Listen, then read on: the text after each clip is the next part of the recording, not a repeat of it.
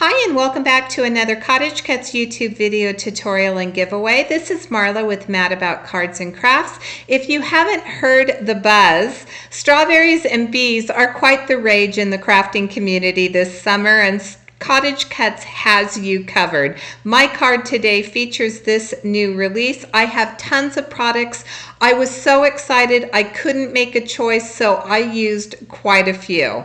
Here's a look at the products. I do have the honeybee die set, which comes with a bee, and then there are several different hives and honey pots.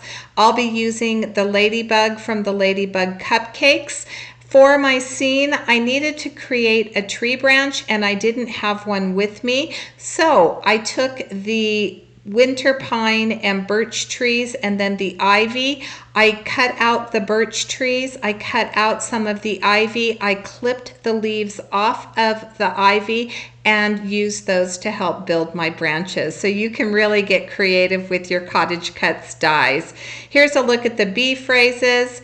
And we have the flowers. I love this little flower set. It comes with some really large flowers that make great floral clusters. If you caught my friend Jen's last video, she shared a card using that die set. Here's a look at each of the die sets. The flowers and the phrases are a larger set because look at the size of these flowers. And then the bee set is just a little bit smaller, but it is packed full of goodies.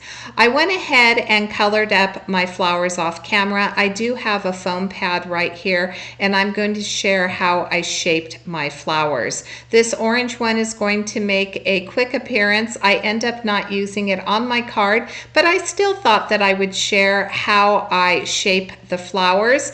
I offset the leaves. I do cut, or the petals, excuse me. I do cut each of them twice, and then I add a little bit, I take my tweezers and I add a little bit of dimension by curling the top layer. Each of the petals, I curl them under, and then to pop it up even more, I use the end of my paintbrush. If you have a stylus, you can use a stylus, and I just press in the center, and that adds dimension to the flowers. I did the same offsetting with this flower. This time I did ink it up using picked raspberry in a light coat, and then I went over the tips of the leaves and the center with a heavier coat of the picked raspberry.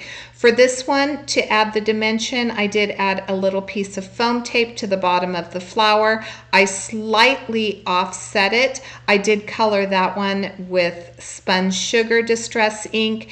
And then this coral flower, I used abandoned coral. I'm going to do the same thing. I'm going to add a little bit of foam tape to the center of this, and then I'm going to layer and slightly offset a second one right on top.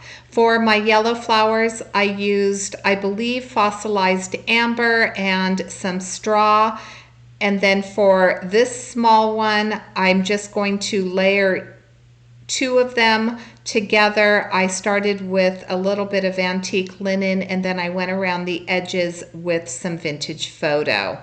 I added the centers to each of my flowers. I used a combination of shabby shutters and peeled paint, a little bit of mowed lawn to give a little bit of variety for the greens that I'm using.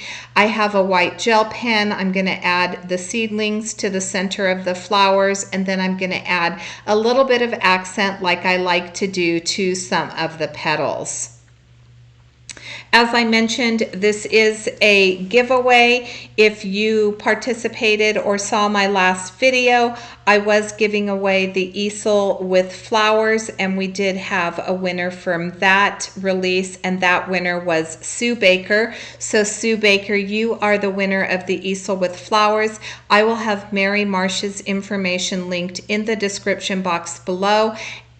You just need to send her an email and let her know that you're the winner. I have a piece of cardstock that is cut to a little bit smaller, about 1/8 of an inch smaller than 8.5 by 3.5 inches. I've heavily inked the sides of the cardstock using Salty Ocean, and then I'm adding a light coat of the Salty Ocean to the center. I wanted it to kind of have a highlight, and so that's why I didn't color the entire background with a solid coating of the Salty Ocean. There's a look at those birch trees. So you can see that I was very easily able to make a branch here. I cut it out 3 times, and then of course I added the leaves. For the leaves, it's a combination of Twisted Citron and Mowed Lawn. I colored up my honey hive. I colored that beehive up using some fossilized amber, and then I went around the edges with a touch of wild honey. I had this piece of grass right here. It was already cut out, sitting in a stack of unused items, so I added a little bit of Twisted Citron and Mowed Lawn. Actually, I think it's just the Twisted Citron on the grass. And then for the hive, you can see that I've not centered it onto my branches. I'm going to end up cutting the side of this down, so that beehive is not going to be the full hive. I will have a little bit of it cut off, so I did off center it a little bit. For my heart, I had to think about that. For my heart, I colored that with Festive Berries, and then of course you can see that I added a piece of foam tape, and I added some accents using a gel pen to that hive. These are the stems that come in the flowers die. I colored those up with a little bit of peeled paint, and then I'm adding them randomly to my card. Now, I did want to mention, as I said before, that orange flower is not going to end up in that spot. I felt like it was a little bit too busy. It was too cluttered, and so I am going to come in and make changes in this arrangement. But first I need to add a 3rd layer of grass. You'll notice that I did glue the grass at the bottom because I want to make sure that I'm able to tuck these flowers in underneath each of the layers of grass. So I started with this pink flower, which was one of my larger ones. I'm going to add this orange flower, and as I start building, it's then that I realize that it's just a little bit too busy, which was one of the reasons why I chose not to add a sentiment to the outside of this. I really loved the way that this scene turned out. I think scene building is one of my favorite things to do, and so I thought that there were so many pieces in this collection that worked beautifully for a large scene. I'm a slimline lover, so I knew that I was going to be able to use a lot of elements with this, but I found that by adding more of the elements, it would have been a little bit too busy for me to put my sentiment on the outside. And I also wanted to share with you that when you have die-cut sentiments, you don't necessarily have to use them on the outside of the card. And as you'll see in just a few minutes when I share the inside, I ended up using the B phrases on the inside of my card. So here I'm still fiddling with my flower arrangement, trying to figure out the best way that I can put all of this together. You can see that I did end up cutting down my card panel. I had a little whoopsie at that bottom portion on the right side. I'm going to cover that up. I didn't cut straight with my scissors, and I'm going to cover that up with the ladybug. So the ladybug is going to camouflage that little bit of an area. Off camera, as I mentioned, my finished card base is going to be 8.5 by 3.5 inches. I wanted that little bit, 1/8 of an inch border of white all the way around this card because I thought that it would just help it pop a little bit more, even though the colors pop beautifully. Here's the honey pot that comes from the honeybee die. I added a little bit of rusty hinge around the outside, and then I'm adding some wild honey to the inside. I'm going to blend that out. And then there's this piece of honey that goes over the top of it. Obviously, I chose to make it look like a piece of cloth by adding a little bit of that picked raspberry. I thought that that pop of pink was a little bit, it just balanced out the card a little bit more than if I would have went with another yellow for the honey over the top.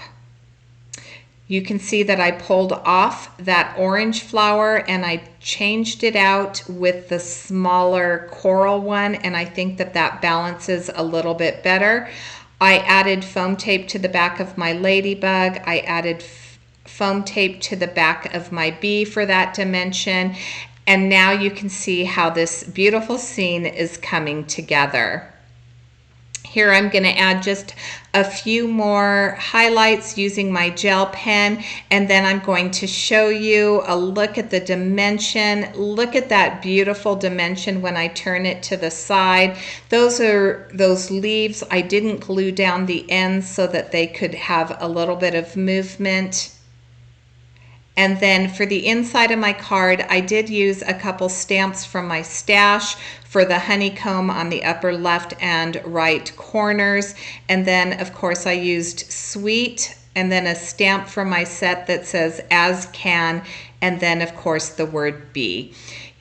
In order to qualify for the giveaway, I am giving away the honeybee die. Please make sure that you like this video, leave a comment, and make sure that you're a subscriber. Until next time, I hope you have a fabulous day. Thanks so much for watching.